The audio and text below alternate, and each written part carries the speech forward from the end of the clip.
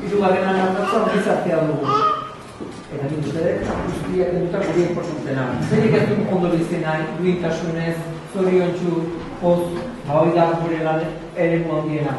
Gure lan hildo importantena da, herri honek bizi dituen herritarren guztiari jarri dituten nolabaiteko adjektibo guzti horiek bete ahal izatea.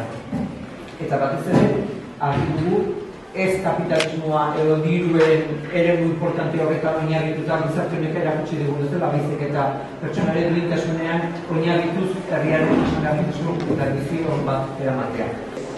Baina zein asko ere, herri honetan ere, zoritxarrez, dela bazterkerian edo hain ondo bizi ez diren familiak, eta horiek ere nolapait kontutan eduke behar ditugu eta horien alde egin behar dugu lan apustu izugarri handi bat, ez? Eta nolapait udal honek horretaz lan hildo importante bat jarriko dugu martxe. Bazterkerian edo bazter haiekat ditugun taldeak herritarrak ez izanik ere, horien nolabaiteko jasangarritasun eta lan aldi bat emango diogu zulo horietatik atera izateko. Eta guzti hau aurrera eraman alizateko, hogeita lau neurri infiniko ditugu martxan, eta batez zen, honako hauek dutzen. Bueno, txaldu denoi, tokiko garapanarekin lotuta gure herri balioekin bat eta ekonomia pertsonen zerbitzura jarriz sustatu nahi dugu tokiko garapen ekonomikoa. Hortarako, bestia beste, tokiko komertzio sustatu, herriko merkataritza eremuak erakargarri egin, eta izare propio eman nahi dugu gure gunei.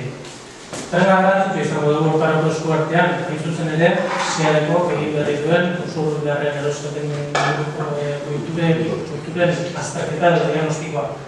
Eta horrekin atera, azterketa hori oinarri hartuta, osatuko dugun herriko merkataritza eta ostalaritza biziberritzeko plana. Horretaz gain, industria guneak zabarritzeko plangintza eta proiektu landu nahi ditugu, bertako enpresekin elkarlanean. Dagoeneko, gobaldean lan hori, aurreko egin zaizikan, martxan jarri zen. Ikintzailetasuna eta kooperatiba gintza sustatu nahi ditugu, publikoa eta pribatuaren arteko elkarlanaren bidez. Eta, lankidetza sustatu, sektore arteko eragileen herri mailako lan nahi baten koordinazioetan. Sektore ezberdinen arteko sinergiak baliatuz, lankidetza proiektua garatzeko. Sektore artekoak, nahiz eta sektore barrekoak. Hala nola, nekazaritza, zagarrontegiak, merkataritza, ostalariak edo turismoa. Gizartearen zahartzea eta zaintzak gaur eguneko gaiak ditugu. Eta administrazioak, ez dugu bakarrik, administrazio korokorrean erantzun beharkoak nahi nahi ez. Lehen aipatu dugun bezala, zahartze duina eta autonomoa bultzatu nahi dugu eta hori martxan jartzeko Kalexarren planteatzen den etxe bizitza zaintzat duenen auzunearekin buru belarri ekingo diogu. Baita ere, Matia Fundazioarekin eta Gipuzkoako Foru Aldundiarekin lantzen ari garen hitzarmen sozialak ere kontutan eduki behar ditugu. Horregatik, hitzarmen hori ere bururaino eramatea da gure lehentasun izugarria. Eta batez ere lan ildo hauek edo kontutan eduki behar ditugunak bertan. Eguneko zentroa, nora erama, eta kudearetu nola gaur egun gure buru dena. Kalexarko auzune berriak dituen enplegu eta prestakuntza beharren azterketa bat egin, eta baliabide horiek ipini, bertako herritarrei lan eskaintzak bideratu ahal izateko. Etxebizitza programaren parte hartuko den aztertu edo ez, kontseilu soziala sortu, guzti hori aurrera eraman ahal izateko, eta zaintzazarea ere osatu. Eta gizarte bazterketari aurre egiteko, gilean ere, gaur egun ditugun diru laguntza propioen inguru hausnarketa bat bideratu, martxan definiz. Eta horien artean, batez ere, etxe bizitzen alorokainuko diru laguntza. Gazteria. Badakadu lana gazteriako salean. Gaitik eta behin, zein da gazteriako gazte konsideratzen ez. Zein da gazteok gehien pairatzen dugun gaitza, etxebizitza, emantzipazioa, inbertsoen etxetik, alde edo jada, 28 urte gertu ditugula, ies egitea. Horretarako, jada abian dugu Txirikorda proiektu ezaguna. Txirikorda Errobiarteko etxebizitza komunitarioa.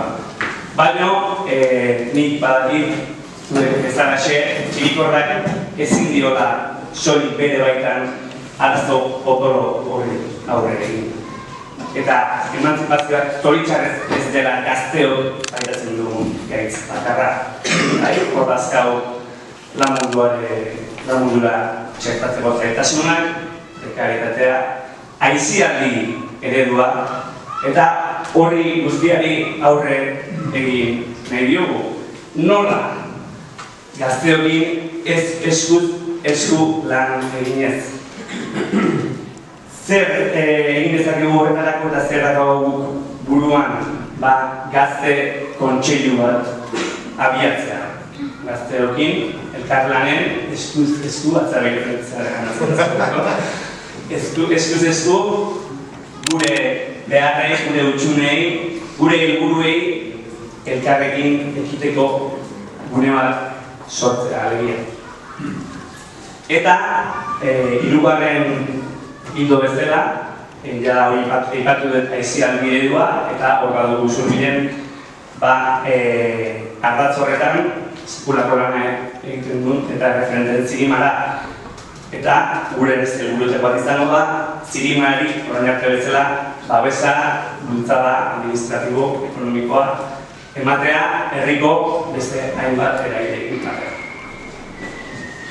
Aisialditik kirolera salto eginez, herriko kirol diagnostiko bat egin nahi dugu jarduera fisikoaren eta kirolaren lan integrala garatzeko, eta azterketa sakon bat egin nahi dugu.